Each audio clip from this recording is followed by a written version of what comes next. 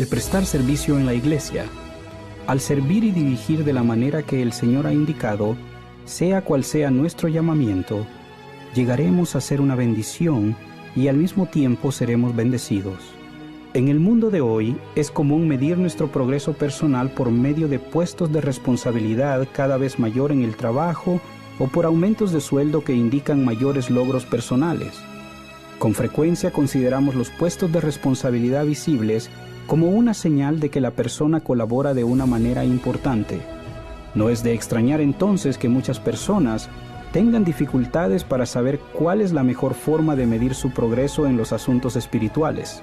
He oído a muchos santos de los últimos días dudar de su propia valía debido a que no se les ha llamado a puestos de liderazgo en la iglesia. Pero, ¿son los llamamientos de liderazgo una manera apropiada de medir nuestro progreso? De hecho, el liderazgo no requiere un llamamiento. Algunas de las personas que ejercen la influencia inspiradora y alentadora que constituye el verdadero liderazgo lo hacen sin tener un llamamiento ni un puesto. El poder y la influencia de un verdadero líder se manifiestan por persuasión, longanimidad, benignidad, mansedumbre, amor sincero, bondad y conocimiento puro. Todas las personas pueden demostrar esas características del verdadero liderazgo, sin importar el llamamiento ni el cargo que tengan.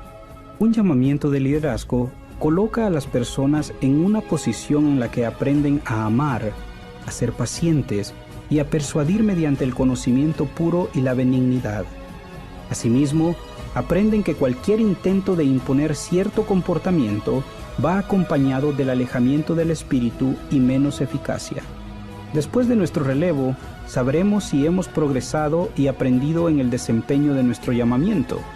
¿Hemos aprendido a amar y a servir a los demás sin que el llamamiento sea lo que nos impulse a hacerlo? ¿Hemos aprendido a servir con poder, como una influencia para bien simplemente por lo que hemos llegado a ser? A lo largo de nuestra vida, el Señor nos llamará repetidamente. Él conoce nuestro corazón, nos llamará cuando necesite nuestras destrezas específicas, conocimiento o sensibilidad al Espíritu. Nos llamará de acuerdo con nuestra disposición para oír su voz y para amar como Él ama. Nuestro servicio a los demás será una expresión de nuestro amor por el Salvador. Al servir y dirigir de la manera que Él ha indicado, sea cual sea nuestro llamamiento, llegaremos a ser una bendición y al mismo tiempo seremos bendecidos. La mejor manera que tienen los líderes de enseñar a los demás a ser discípulos verdaderos es mediante su propio ejemplo. Este modelo, ser un discípulo fiel a fin de ayudar a los demás a llegar a ser discípulos fieles, es el propósito de todo llamamiento de la Iglesia. Liderazgo a la manera del Señor, por Craig Merrill.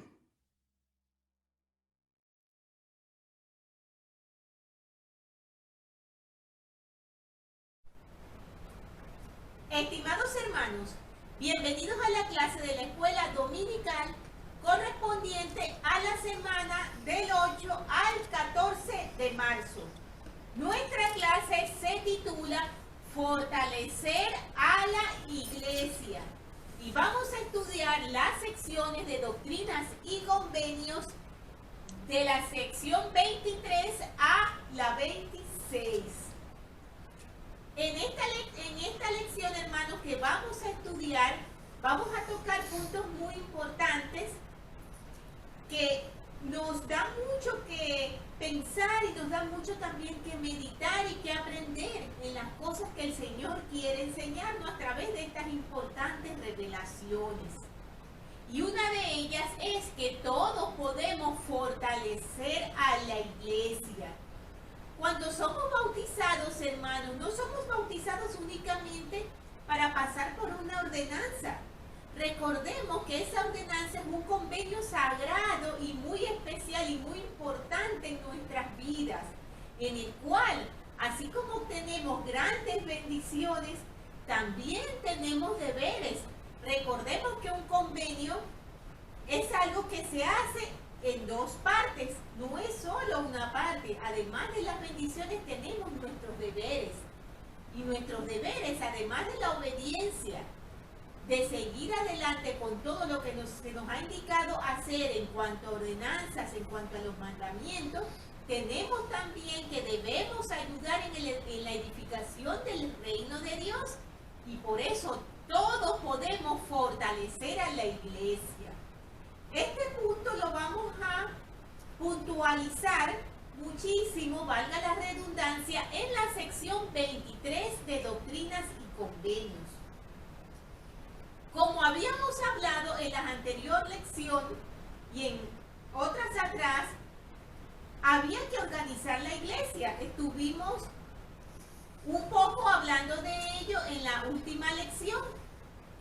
Hablamos de la reunión que se hizo en la casa de la familia Whitmer, en cómo José Smith ordenó a Oliverio Cowdery como segundo elder y a su vez Oliverio Cowdery a él como primer elder. Entonces, la familia de José Smith fue un gran apoyo para él en todo momento. Y todos estos hombres que rodearon al profeta y lo apoyaron en esta maravillosa obra y en la organización de la iglesia verdadera de Jesucristo, querían saber un poco cuál iba a ser su deber, cuál iba a ser su papel en el reino que se estaba edificando, cómo podían ellos contribuir en la obra del Señor, cuáles eran sus deberes, qué iban a hacer. Y entonces Oliverio Cowdery, Hiram Smith, Samuel Smith, Joseph Smith, padre, y Joseph Knight le pidieron al profeta que preguntara al Señor acerca de sus deberes en el reino de Dios, de qué era lo que ellos tenían que hacer para ayudar en su obra. Y entonces es allí cuando el Señor, a través de José Smith, revela lo que tenemos contenido en la sección 23, que nos dice que fue dada a José Smith, el profeta, en Manchester, Nueva York, en abril de 1830. Cuando esa revelación fue dada, recordemos que no se llamaba el libro de Doctrinas y Convenios tal como lo tenemos ahora, sino que se llamaba el libro de Mandamientos.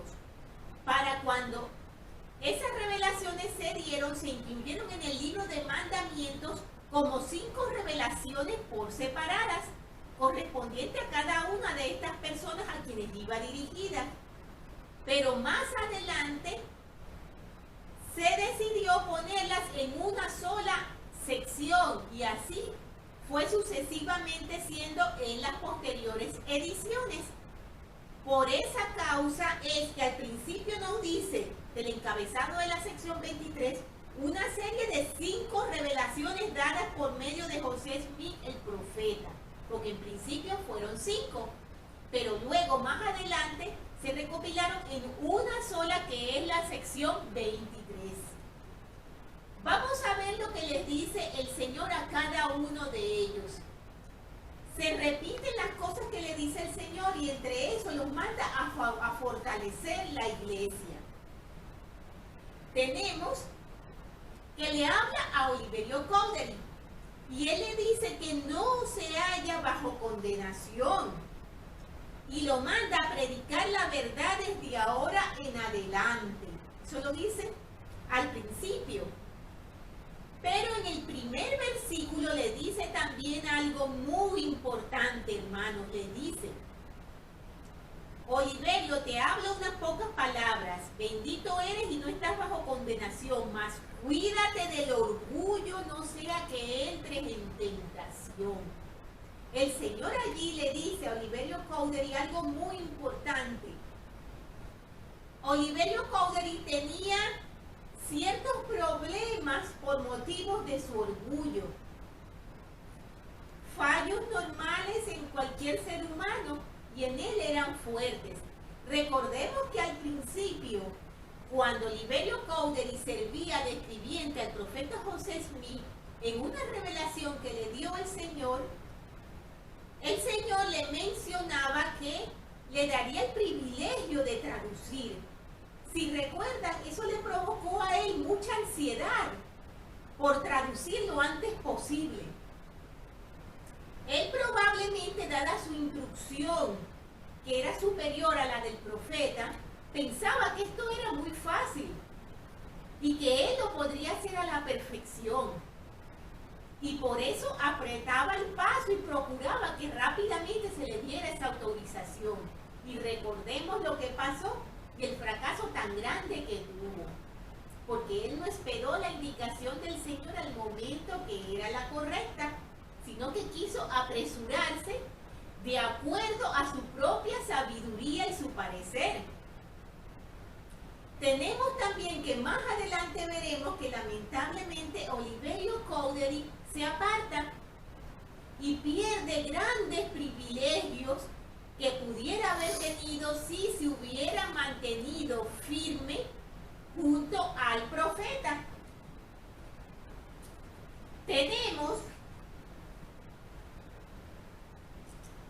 que su gran misión era trabajar hombro a hombro con el profeta José, compartiendo con él las llaves de salvación para esta dispensación.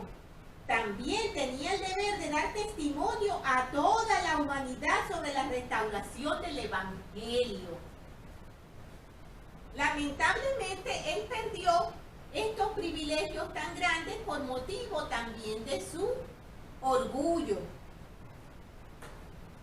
Tenemos aquí también que el Señor le dice que tenga cuidado y que debe llevar la verdad. También se dirige hacia Hyrum Smith, el hermano del profeta, y le dice: te hablo estas pocas palabras porque tú tampoco estás bajo condenación, tal cual como le dijo a Oliverio Cowdery, el cual en ese momento no estaba aún bajo condenación. Él permanecía firme en su llamamiento. Lo que pasó, que hemos comentado, fue después. Muy bien, a Hyrum Smith le dice: y abierto está tu corazón y desatada tu lengua, y tu llamamiento es exhortar y fortalecer a la iglesia de continuo. Por tanto, tu deber es para con la iglesia para siempre. Y esto a causa de tu familia. Amén. Estas palabras que le dirigió el Señor a Hyrum Smith y dice: a causa de tu familia, tienen su significado, que quizás en un principio el profeta José Smith no comprendió, pero luego ya lo tuvieron muy claro, dado el oficio tan importante y especial que se le dio a Hyrum Smith un poco más adelante, que fue el de patriarca. Tenemos también que le habló a Samuel Smith y le dijo que él tampoco estaba en condenación. Y su llamamiento es exhortar y fortalecer a la iglesia. Y todavía no ha sido llamado a predicar ante el mundo. Amén. Todavía aún no había sido llamado, pero poco tiempo después lo fue. Y se convirtió en el primer misionero de la iglesia de Jesucristo. Y su misión fue excelente y logró grandes resultados, maravillosos frutos de su esfuerzo, muchos más de los que él se imaginaba. Tenemos también que se dirigió a Joseph Smith, que era el padre del profeta, y le dijo que él tampoco estaba bajo condenación, y también tu llamamiento es exhortar y fortalecer a la iglesia. Y este es tu deber desde ahora en adelante y para siempre. El padre del profeta fue un hombre muy especial. Recordemos que apoyó a su hijo desde el principio, desde el primer momento en que el profeta tuvo las primeras manifestaciones del Señor. Su padre estuvo firme y dispuesto a ayudarle y a creer todo cuanto su hijo estaba manifestando. Entonces, tenemos también que el Señor se dirigió a Joseph Knight, como mencionamos al principio. Le manifestó también unas palabras que le dijo: has de tomar tu cruz, para lo cual debes orar vocalmente. ante el mundo, así como en secreto y con tu familia, y entre tus amigos y en todo lugar. Y he aquí, tu deber es unirte a la iglesia verdadera y dejar que tus palabras sean de exhortación continuamente, para que recibas la recompensa del obrero. Amén. Al parecer, Joseph Knight tenía un poco de problemas con la oración. No procuraba mucho esa comunicación con el Señor y por eso era exhortado a hacerlo. Y también a que se bautizara. Tenemos también que más adelante veremos cómo fue ese bautismo y los hechos que se llevaron a cabo en Colesville. Tenemos aquí, hermanos, una serie de cosas en las que el Señor les dirigió a estos hombres que si nosotros las miramos simplemente, quizás superficialmente pensemos, era para ellos. Realmente, hermanos, es para todos. Porque como dijimos en un principio, todos podemos fortalecer a la iglesia. ¿Y cómo podemos fortalecerla? No solamente fortaleciéndonos nosotros únicamente por dentro, sino poner en servicio del Señor todo ese potencial que estamos logrando a través de nuestra obediencia y de nuestros conocimientos. Y una de esas maneras es la ministración, como nos lo dijo nuestro profeta Russell M. Nelson. Hay un mensaje muy hermoso que se llama Llegar a ser un pastor, por Bonnie Cordon, presidenta general de las mujeres jóvenes. Yo les recomiendo que lo lean por completo porque es un mensaje muy especial, muy bonito, pero a la vez muy certero también. Ella nos recuerda aquí esas palabras que el Salvador le dirigió a Pedro cuando le preguntaba: Pedro, ¿tú me amas? Y Pedro le decía: sí, yo te amo, Señor. Y el Señor se lo seguía preguntando, ¿verdad? Y eso nos llamaba la atención, le llamaba la atención a Pedro. Y decía: ¿cómo que si el Señor no me cree? No. El Señor quería estar seguro de que Pedro haría lo que él le estaba indicando. Porque cada vez que se lo preguntaba le decía: entonces, apacienta a mis ovejas. Y eso es bien importante, hermanos.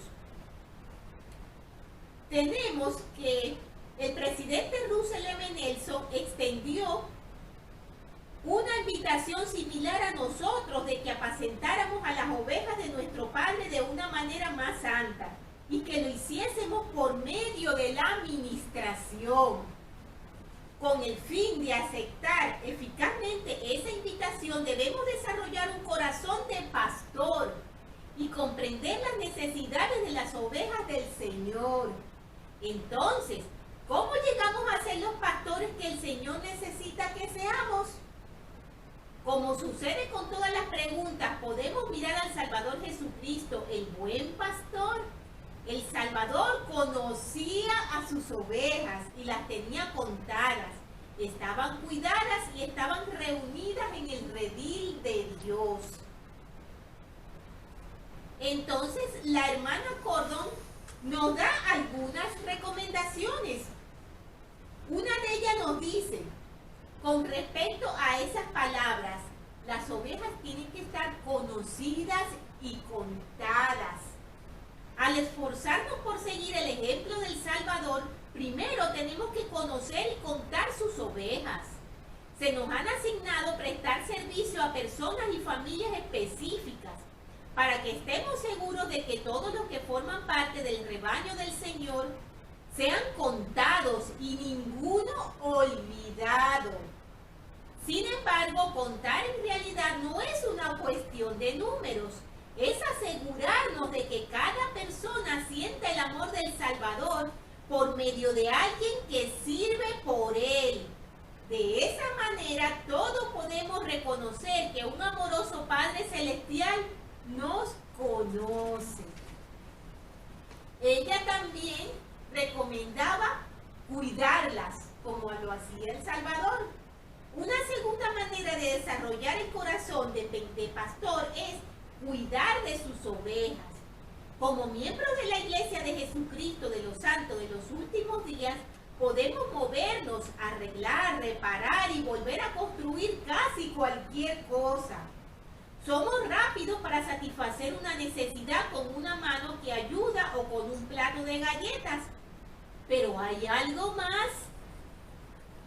¿Saben las ovejas que con amor estamos atentos y que actuaremos para ayudarlas? En Mateo 25 leemos: venid, benditos de mi Padre, heredad del reino preparado para vosotros. Porque tuve hambre y me disteis de comer, tuve sed y me disteis de beber, fui forastero y me recogisteis. Entonces los justos le responderán diciendo: Señor, ¿cuándo te vimos hambriento y te sustentamos? ¿O sediento y te dimos de beber? ¿Y cuándo te vimos forastero y te recogimos? Hermanos y hermanas, la palabra clave es vimos. Los justos vieron a los necesitados porque estaban atentos y se percataron. Nosotros también podemos estar atentos para brindar ayuda y consuelo, para celebrar y soñar juntos. Al actuar podemos tener la certeza de la promesa en Mateo: en cuanto lo hicisteis a uno de estos, a mí lo hicisteis. Es posible que nuestra oveja esté herida y esté perdida, incluso intencionalmente extraviada. Como sus pastores podemos estar entre los primeros que ven sus necesidades.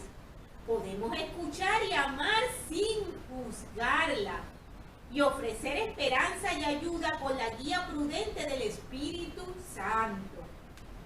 Hermanas y hermanos, el mundo está más lleno de esperanza y gozo gracias a los actos inspirados de bondad que realizan.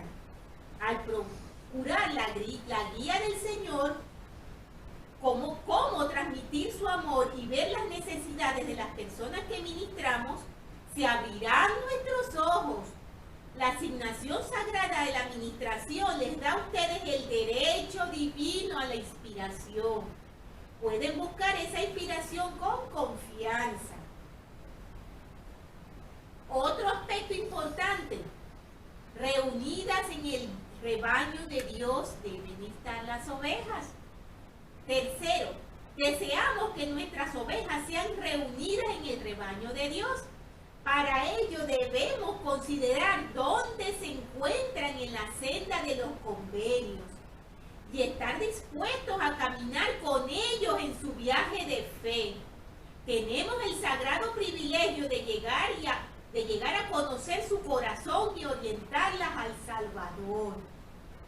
Con respecto a esta compañía que nosotros debemos ejercer en las ovejas del Señor, en cuanto a cómo van en la senda de sus convenios, se ha puesto en práctica un programa maravilloso que nos llena de gozo a todos, porque vemos allí la iluminación tan grande que tiene nuestro profeta por inspiración del Señor.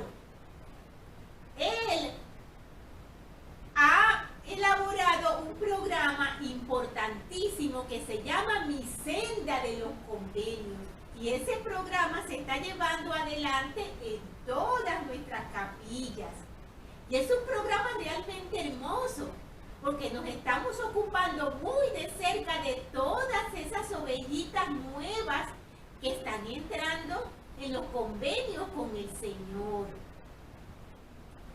Tenemos que, ya sea que nuestras ovejas estén fuertes o débiles, alegres o con angustia, podemos asegurarnos de que ninguna camine sola. Y esto lo hacemos con ayuda, hermanos, de estos programas maravillosos que la Iglesia ha establecido. Y desde luego con toda la disposición y el amor que cada uno de nosotros debe tener para ayudar al Señor en su maravillosa obra. Podemos amarlas donde quieran que estén espiritualmente y ofrecer apoyo y y aliento para que sigan progresando. Al orar y procurar entender su corazón, testifico que el Padre Celestial nos guiará y su Espíritu nos acompañará. Tenemos la oportunidad de ser los ángeles alrededor de ella, porque Él irá delante de su faz. Entonces la hermana Cordón nos dice algo muy hermoso al finalizar su mensaje, y es lo siguiente: cuando llegue el día en que nos arrodillemos a los pies de nuestro amado Salvador, habiendo nutrido a su rebaño, ruego que podamos contestar como Pedro: sí, Señor, tú sabes que te amo. Estas, tus ovejas, son amadas, están seguras y están en casa. En el nombre de Jesucristo, amén. Un mensaje maravilloso y hermoso, hermanos, que nos recuerda que cada uno de nosotros debemos ayudar a fortalecer la iglesia. Antes de pasar a la siguiente sección, quería mencionar un detalle del último versículo que mencionamos en la sección 23, que es un detalle que parece mínimo, pero que me he dado cuenta que muchos no interpretamos adecuadamente. A mí misma me sorprendió cuando lo leí. Recordemos que el Señor le dijo a Joseph Knight que cargara su cruz, ¿verdad? ¿Qué significa cargar su cruz? ¿Qué significa que carguemos nuestra cruz? Vamos a aclarar ese concepto, hermanos.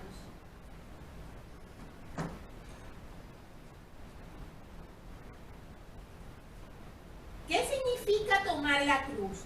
Daniel Lundow explica que tomar la cruz es una frase que aparece en las escrituras antiguas y modernas, incluyendo por lo menos 3 referencias en Doctrinas y Convenios. Lo tenemos en Doctrinas y Convenios 23, 6, 56, 2 y 112, 14.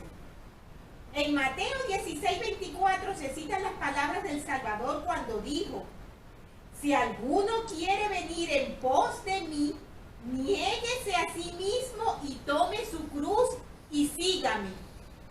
La versión inspirada, o sea, la traducción del texto bíblico que hizo el profeta José Smith, nos aclara esta afirmación de Jesús en sus propias palabras. Y ahora, para que un hombre tome su cruz, tiene que rechazar toda impiedad y toda lujuria mundana y obedecer mis mandamientos. Mateo 16, 25 al 26. El elder James Talmagen escribió lo siguiente: la cruz de una persona puede consistir mayormente en contenerse para no hacer lo malo, hacia lo cual se inclina, mientras que la de otra puede ser esforzarse por hacer aquello que preferiría evitar. El pecado obsesionante de un individuo puede ser su tendencia al mal, mientras que el de su vecino quizás sea una perezosa indiferencia al cumplimiento activo de algunos principios del Evangelio de Jesucristo, junto con un rigor puritano con respecto a otros aspectos. Me gustó mucho esta explicación, hermanos, porque quizás por mucho tiempo hemos estado pensando que cargar nuestra cruz significa simplemente arrastrar nuestro sufrimiento, nuestras pruebas. No está referido a nuestras pruebas y sufrimientos, hermanos. Está referido a nuestras debilidades que debemos superar y tomar sobre nosotros y con fortaleza seguir al Salvador. Aclarado entonces este punto, que aunque pequeño lo considero importante, vamos a continuar con la siguiente sección, que es la número 24. Tenemos que en esta sección nuestro Padre Celestial le da al profeta José Smith unas revelaciones que les ayudan a tener fortaleza a él y a Oliverio Cowdery, ya que aunque no hacía tanto tiempo que se había organizado la iglesia, ya comenzaban a intensificarse horriblemente las persecuciones y los maltratos hacia ellos. Tenemos que en el cabecero de la sección nos dice que fue dada en julio de 1830 en Harmony, Pensilvania. Apenas habían pasado 4 meses de la organización de la iglesia. Y dice que tuvieron que buscar protección aislándose parcialmente. Las 3 revelaciones que siguen se dieron en esta ocasión para fortalecerlos, animarlos e instruirlos.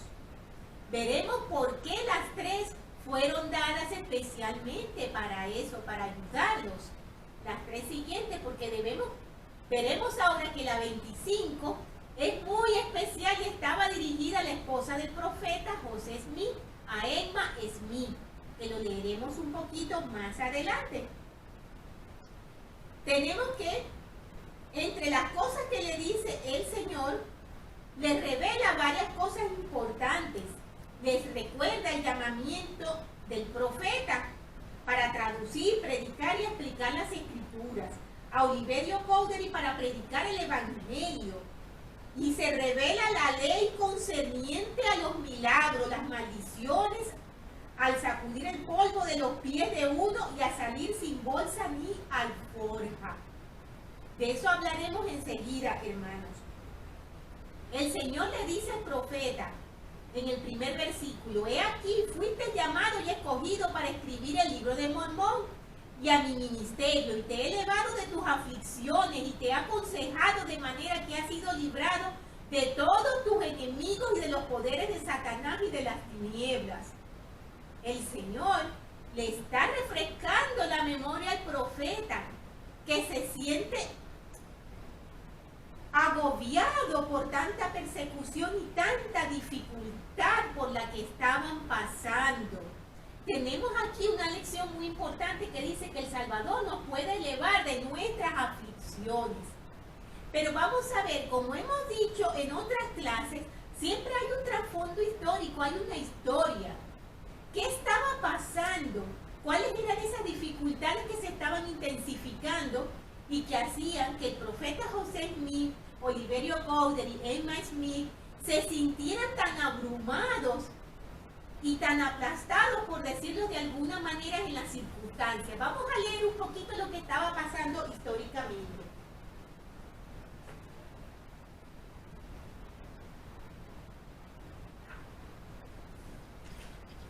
Leeremos en el libro de Santos, en el tomo 1, como lo hemos estado haciendo en algunas clases. Tenemos que en el capítulo 9 dice lo siguiente: al domingo siguiente de haberse organizado la iglesia, Oliver predicó a la familia Whitmer y a sus amigos en Fayette. Muchos de ellos habían apoyado la traducción del libro de Mormón, pero aún no se habían unido a la iglesia.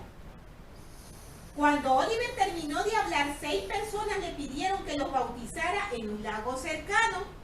A medida que se unían más personas a la nueva iglesia, más agobiaba a José la inmensidad del mandato del Señor de llevar el Evangelio al mundo. Había publicado el libro de Mormón y organizado la iglesia del Señor, pero el libro no se estaba vendiendo bien y quienes deseaban bautizarse eran en su mayoría sus amigos y familiares. Y José todavía tenía mucho que aprender sobre el cielo y la tierra. Era una labor, una misión muy grande la que tenía el profeta, hermano. Era grande el peso que él sentía. Con frecuencia las personas que se unían a la iglesia iban en busca de los dones del Espíritu y de otros milagros, sobre los cuales leían en el Nuevo Testamento. Pero el Evangelio restaurado les prometía a los creyentes algo más grande que las maravillas y las señales. Benjamín, un sabio profeta y rey del libro del Mormón, había enseñado que si las personas se sometían al Santo Espíritu, podrían despojarse de su naturaleza pecaminosa y hacerse santos por medio de la expiación de Jesucristo. Para José el desafío ahora era cómo hacer avanzar la obra del Señor. Él y Oliver sabían que tenían que proclamar el arrepentimiento a todas las personas. El campo estaba listo para la siega, como lo decía el Señor en varias revelaciones. Y el valor de cada alma era grande a los ojos de Dios. Pero, ¿cómo podían hacer avanzar una obra tan grande dos nobles apóstoles? Uno agricultor y el otro maestro de escuela, ambos de poco más de 20 años. ¿Y cómo podría una pequeña iglesia de la zona rural del estado de Nueva York elevarse por encima de sus humildes comienzos y crecer hasta llenar el mundo entero? Recordemos que el Señor en todo momento ha extendido la revelación de que su evangelio debe llegar a toda nación, tribu, lengua y pueblo. Y esto al profeta, pues, lo hacía sentir abrumado de no saber cómo lograr todo esto. Entonces tenemos que siguieron pasando algunas cosas. Vamos a ver lo que pasó.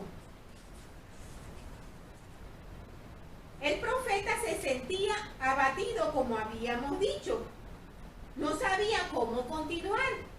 Después de los bautismos en Fayette, que hemos mencionado antes, José emprendió el viaje de regreso a su granja en Harmony, a 160 kilómetros de distancia. Tan ocupado como estaba con la nueva iglesia, él aún tenía que plantar sus campos. Y pronto, si quería tener una cosecha productiva en el otoño, se había retrasado con los pagos por la granja, y si fallaban sus cosechas, tendría que encontrar otra manera de pagar su deuda con el padre de Emma. De camino a casa, José se detuvo en la granja de Joseph y Polly Knight en Colesville, Nueva York. Los Knight lo habían respaldado por mucho tiempo, pero aún no se habían unido a la iglesia. Joseph Knight en particular quería leer el libro de Mormón antes de abrazar la nueva religión. José se quedó unos días en Colesville predicando a la familia Knight y a sus amigos. Newell Knight, uno de los hijos de Joseph y Polly, a menudo hablaban con el profeta acerca del evangelio. Un día, José lo invitó a orar en una reunión, pero Newell le dijo que no, que él prefería orar a solas y que lo haría en el bosque. A la mañana siguiente, Newell se fue al bosque a realizar una oración muy especial. Y lo intentó, pero dice el relato que lo invadió una sensación muy incómoda.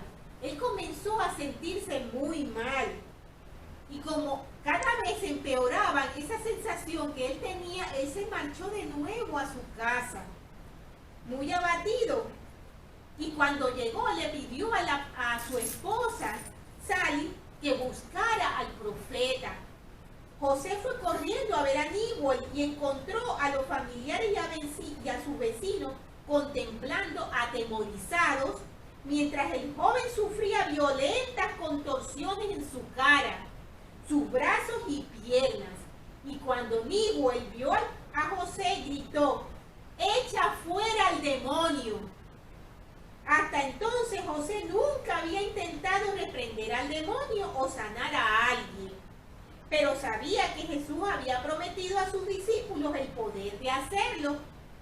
Actuando rápidamente, tomó a Newell de la mano y dijo: «En el nombre de Jesucristo, apártate de él».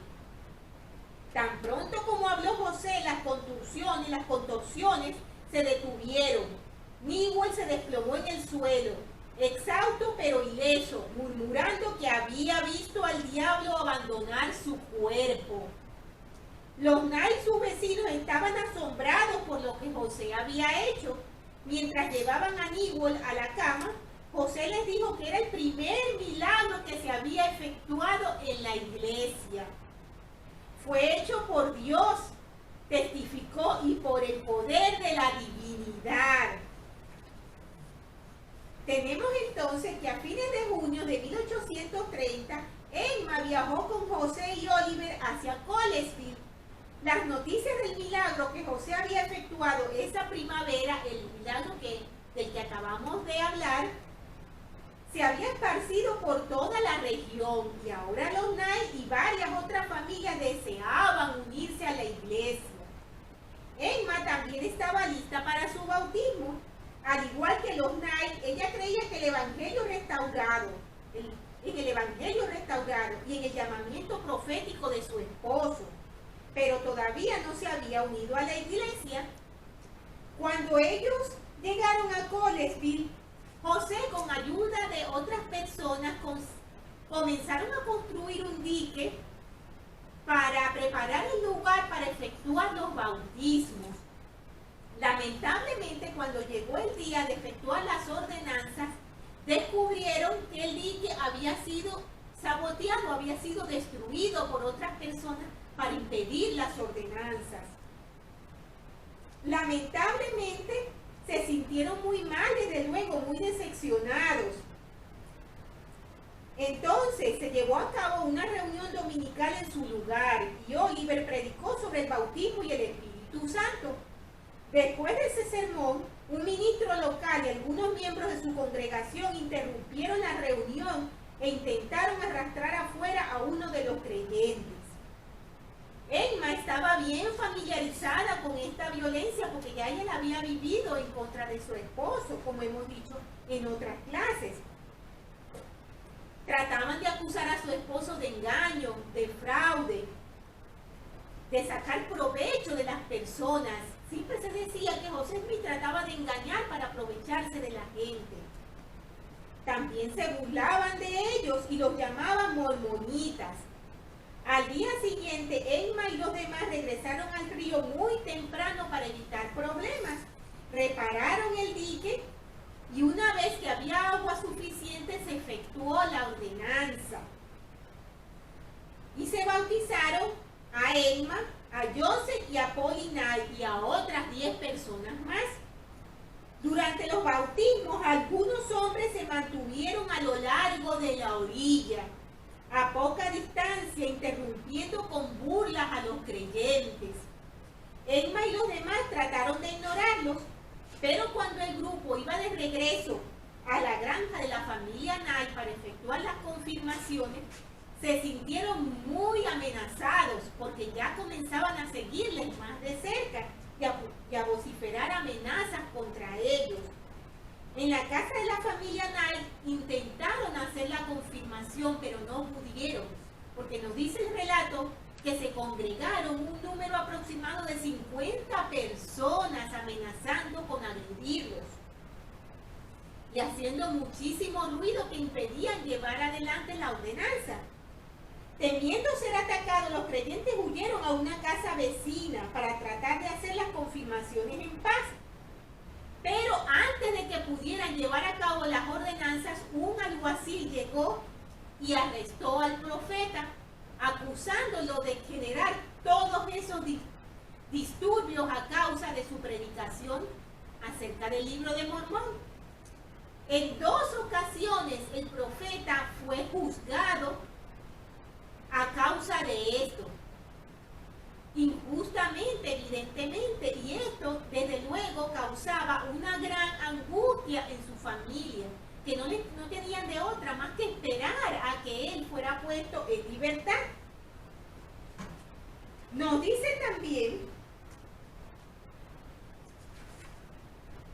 que tras su segunda audiencia, es decir, la segunda vez que fue arrestado, él fue liberado y regresó con Emma a su granja de Harmony, antes de que ella y los hermanos de Colesville pudieran ser confirmados como miembros de la iglesia.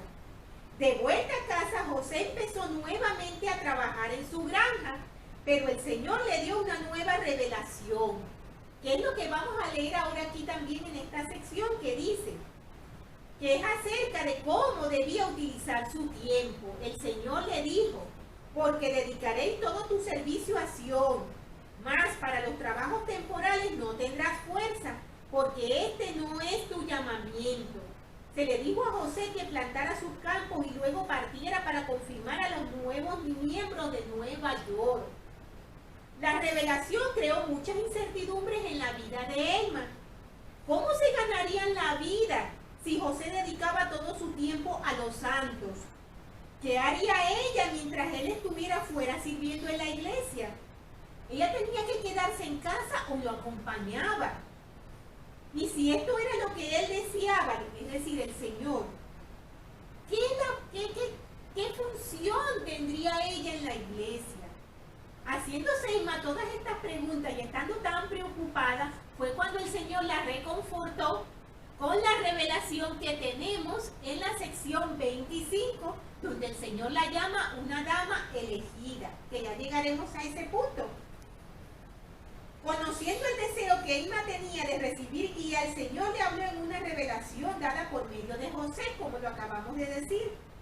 El Señor le perdonó sus pecados y la llamó dama elegida. Le mandó que fuera con José en sus viajes y le prometió: serás ordenada por su mano para explicar las Escrituras y para exhortar a la iglesia. También calmó sus temores sobre sus finanzas, diciéndole: no tienes por qué temer, le aseguró el Señor, porque tu marido te sustentará. Luego el Señor le indicó que hiciera una selección de himnos sagrados para la iglesia, porque mi alma se deleita en el canto del corazón. Poco después de la revelación, José y Emma viajaron a Colesville, donde Emma y los santos de allí fueron confirmados finalmente. Al recibir los nuevos miembros, el don del Espíritu Santo, el Espíritu del Señor llenó la habitación y todos se regocijaron y alabaron a Dios. Yo les recomiendo, hermanos, que lean este libro, porque en verdad es como adentrarnos a la historia. Nos habla de sentimientos, nos hablan de circunstancias, y eso nos ayuda mucho a centrarnos en las revelaciones y a comprenderlas. Tenemos entonces que el Señor, como habíamos dicho, recordó al profeta cómo él lo amparaba durante todo su llamamiento. Tenemos que le dijo que debía ir a Colesville, Fayette y cumplir con la confirmación de esos miembros. También le dijo: sé paciente en las aflicciones porque tendrás muchas, pero sopórtalas, pues he aquí, estoy contigo hasta el fin de tus días. Tenemos que dice: mas para los trabajos temporales no tendrás fuerza. Recordemos lo que acabamos de leer. Pero le dijo: dedícate a tu llamamiento y tendrás lo necesario para magnificar tu oficio y para explicar todas las Escrituras y continuar imponiendo las manos y confirmando las iglesias.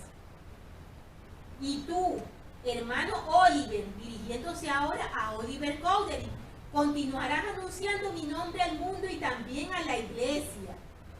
Le dijo: y en todo tiempo y en todo lugar, de día y de noche, abrirá su boca y declarará mi evangelio como con voz de trompeta, y le daré fuerza como no se conoce entre los hombres.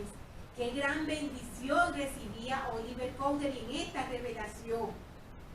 Y en el 13 le dice algo muy importante, hermanos.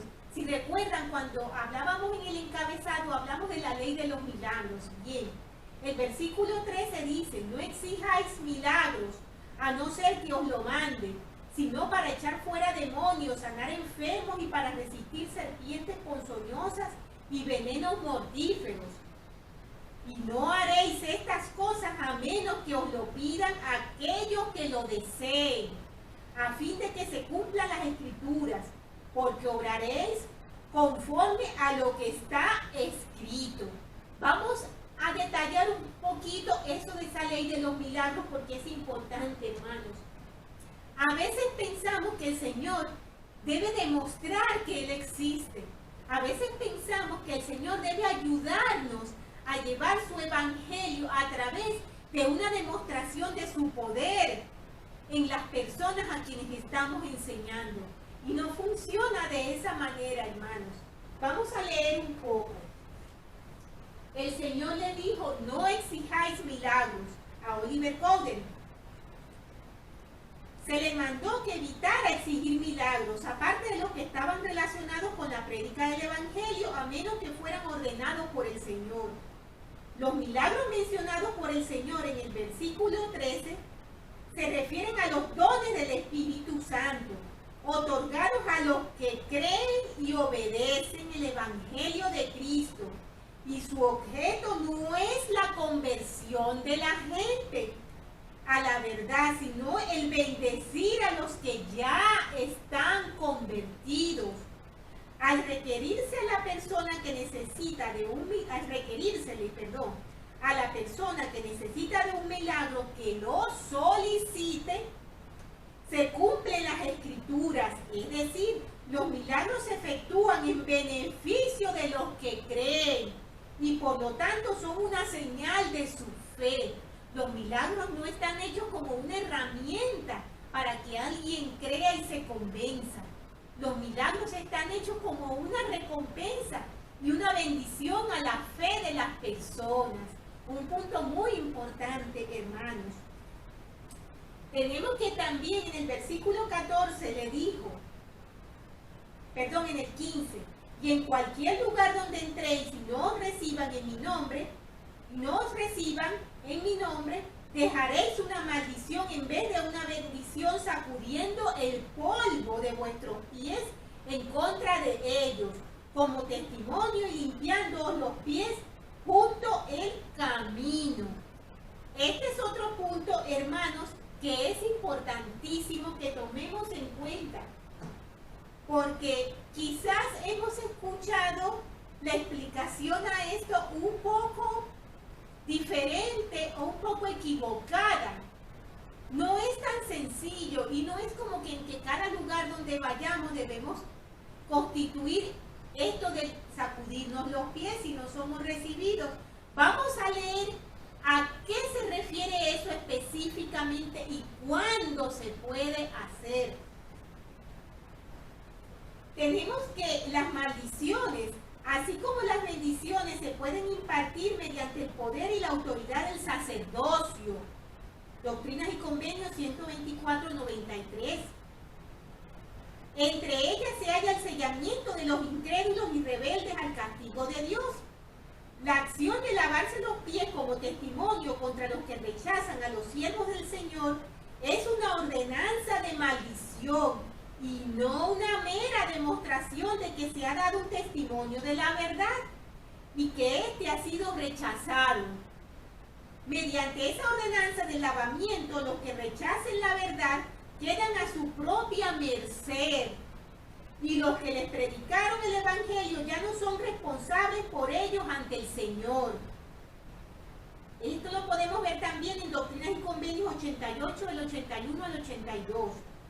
Por este pasaje y por lo que dicen otros de revelaciones posteriores que aparecen en Doctrinas y Convenios, es evidente que la ordenanza debe realizarse solo cuando el Señor lo ordena expresamente.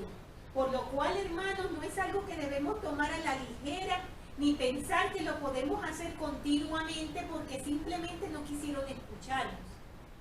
Es algo que el Señor ordena a través de su Santo Espíritu. Es algo sagrado y es algo delicado. Finalmente, el Señor le dijo a Oliver Cowdery, y no llevarán ni bolsas, ni alforjas, ni bordones, ni dos prendas de vestir, porque en la hora de tu necesidad la iglesia te suministrará lo que fuera necesario de comida y de vestido, de zapatos, dinero y alforja. Porque has sido llamado para podar mi viña vigorosamente, sí, por última vez, sí, y también todos aquellos a quienes has ordenado, y obrarán de conformidad con esta norma. Amén.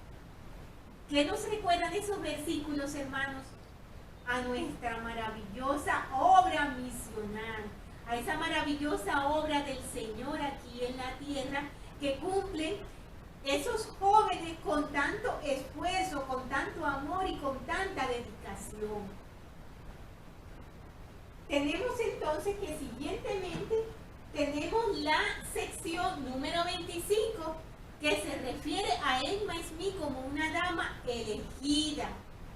Recordemos que mencionábamos en la historia cuando leíamos el libro de Santos que Emma se sentía muy atribulada y el Señor la reconfortó y la ayudó con esta revelación dirigida a ella, que a simple vista, como dijimos antes con la primera, que era la 23, parece que solo la cubre a ella, pero ya veremos, hermanos, cómo realmente nos compete a todos, especialmente a nosotras las hermanas.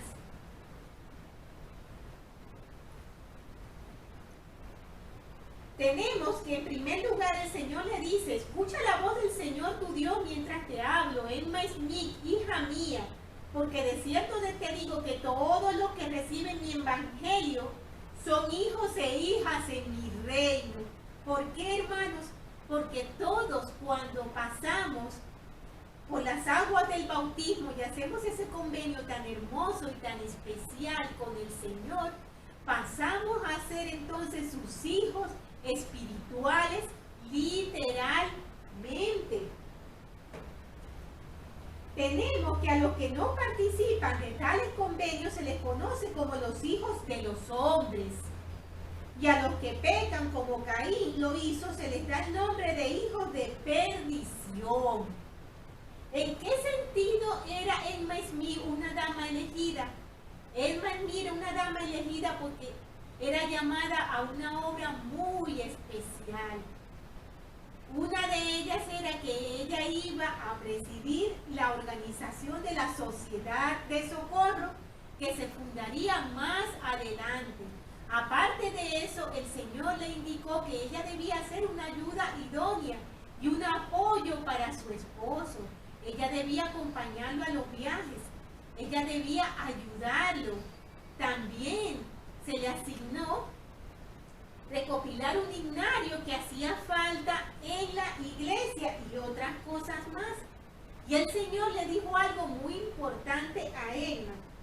Le habló acerca de murmurar. Él le dijo que sus pecados le eran perdonados. Y eres una dama elegida a quien he llamado.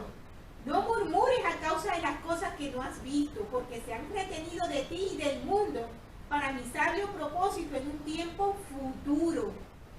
¿Qué se refería el Señor a que no murmurara? ¿Que no murmurara de qué?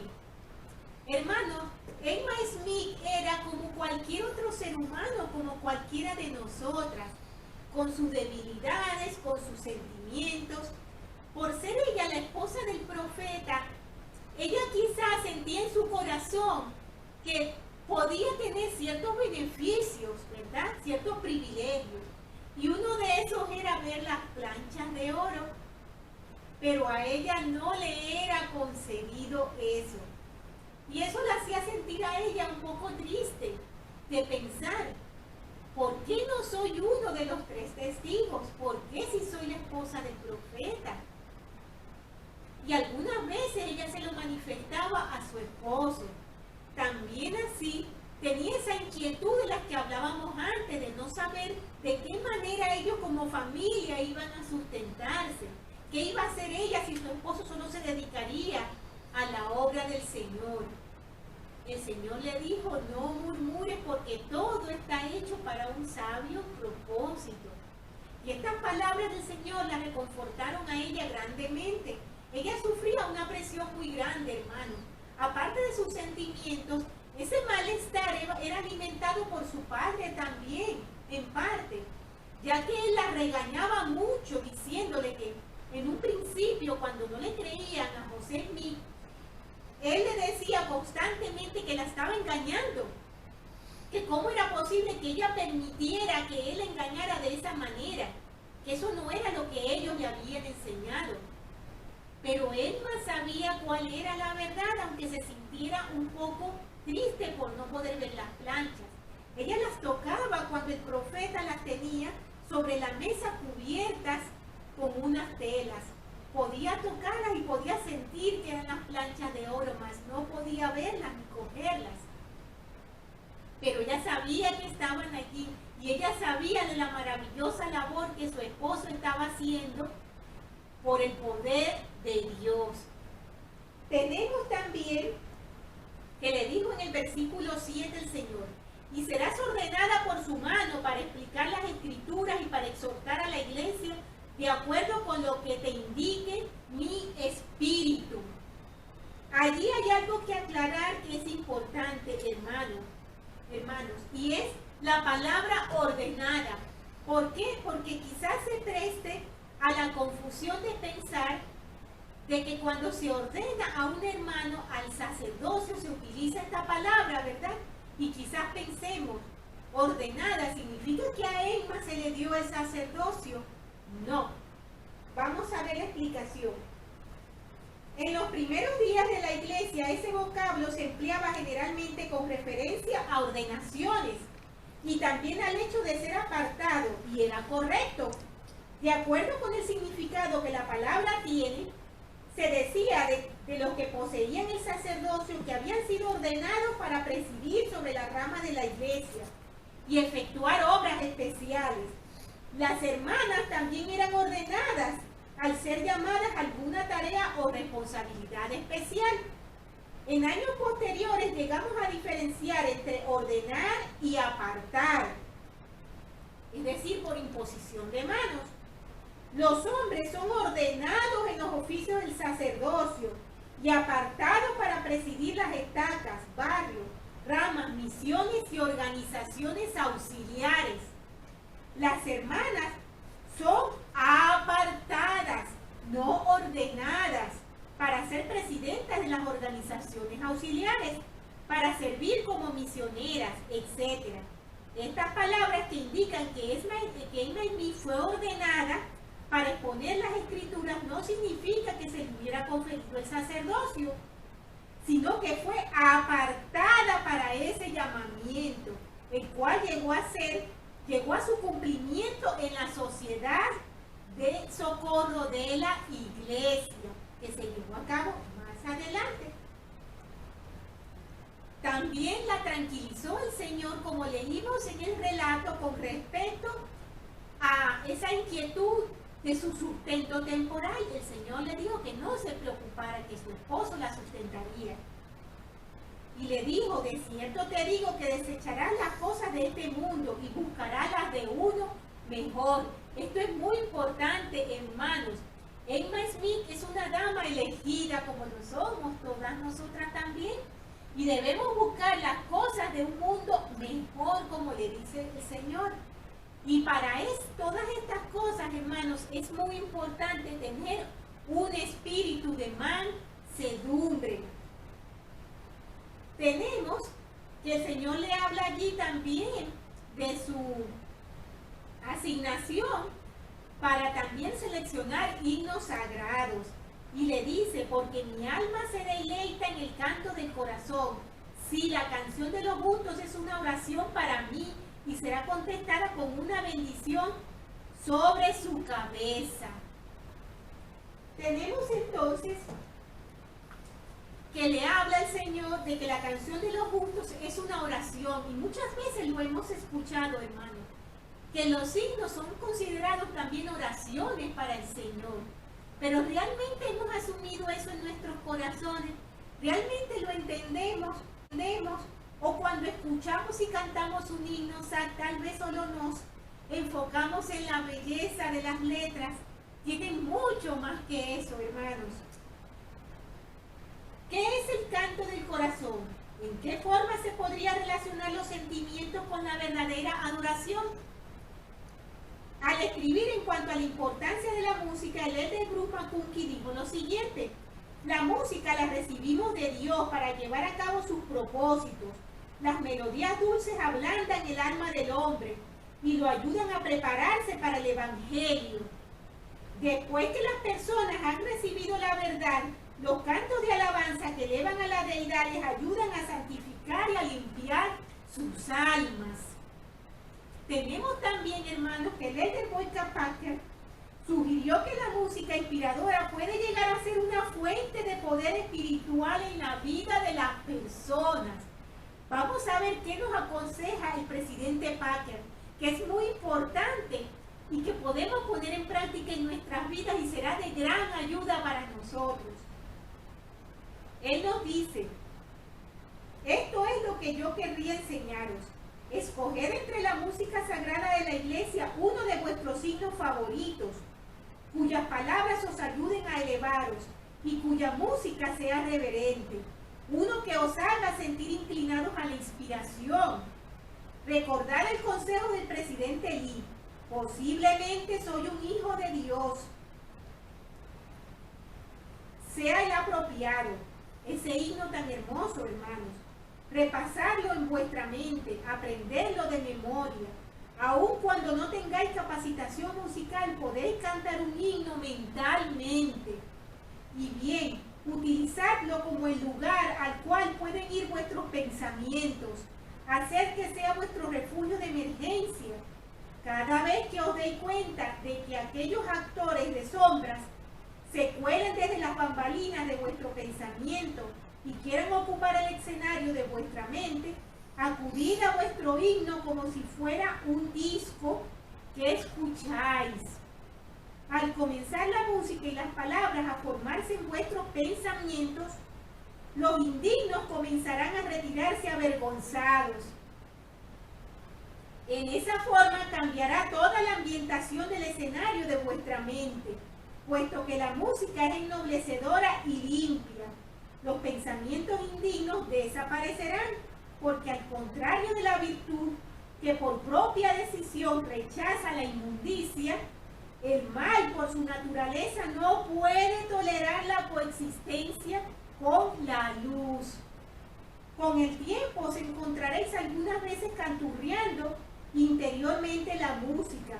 Al hacer un examen retroactivo de vuestros pensamientos, descubriréis que al hacer alguna influencia del mundo exterior que estimulara un pensamiento indigno a ocupar el escenario de la mente, la música comenzó en ella en forma casi automática.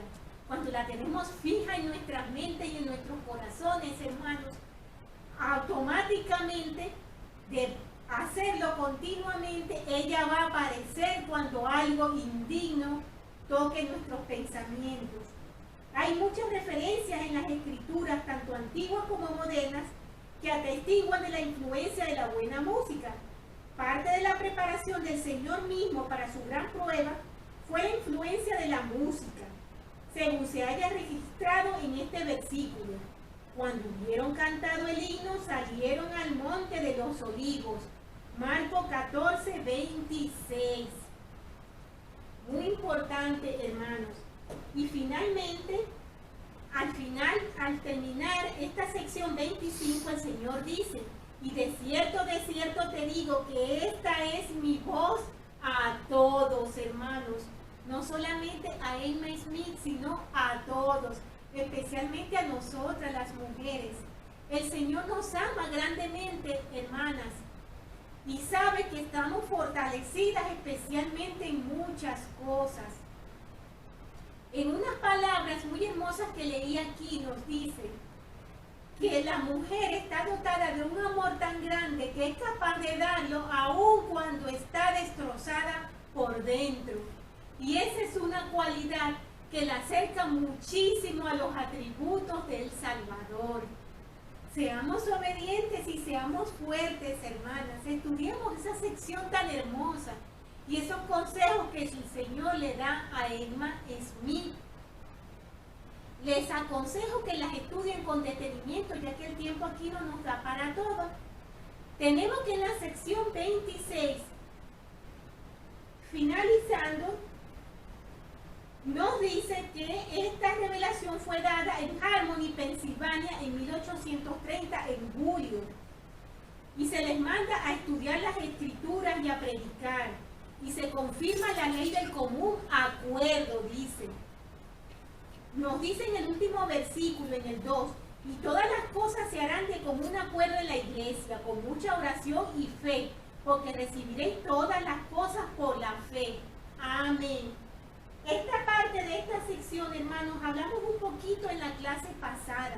Hablábamos de ese momento tan especial cuando nosotros levantábamos nuestra mano derecha para sostener a nuestros líderes, para sostener a los distintos hermanos que son llamados. Esto que hacemos no es algo que nos hayamos inventado nosotros. Esto es algo que el Señor mandó hacer y que llamamos la ley del común acuerdo. Tenemos que no solamente se sostiene a los oficiales de la iglesia, sino también se aplica a las decisiones importantes, a la aceptación de nuevas escrituras y a otros asuntos que afecten la vida de los santos. Nos podemos hacer esta pregunta: ¿se puede ocupar un puesto en la iglesia sin el consentimiento de los miembros? No.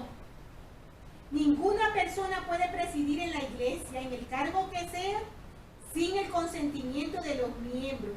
El Señor nos ha impuesto la obligación de sostener con nuestro voto a aquellos a quienes se llama a ocupar un cargo de responsabilidad.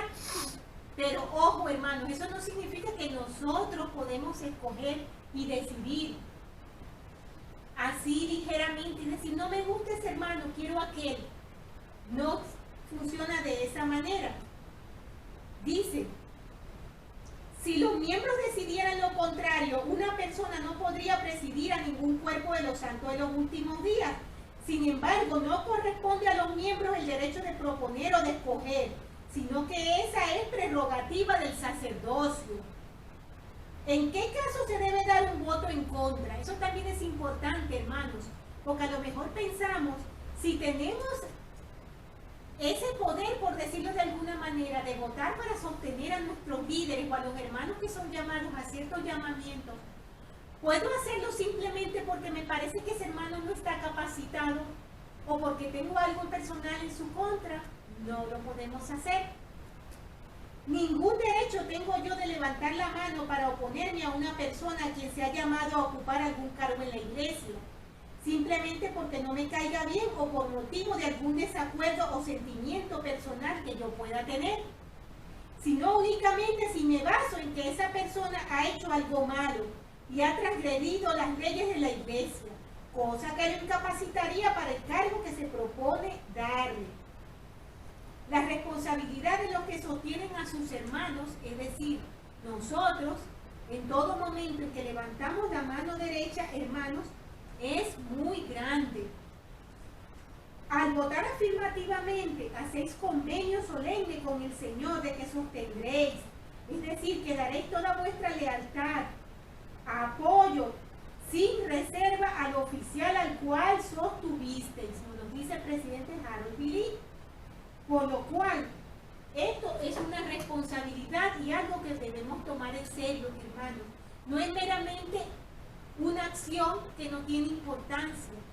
Estamos haciendo algo sagrado también en la obra del Señor cuando levantamos esa mano derecha. Y debemos actuar conforme a ese voto de sostenimiento que estamos dando al apoyar a ese líder, al ayudarlo, a orar por él, a evitar las críticas, las murmuraciones, que finalmente no nos van a llevar a que esa persona mejore, sino que contrariamente le vamos a obstaculizar su camino y su progreso.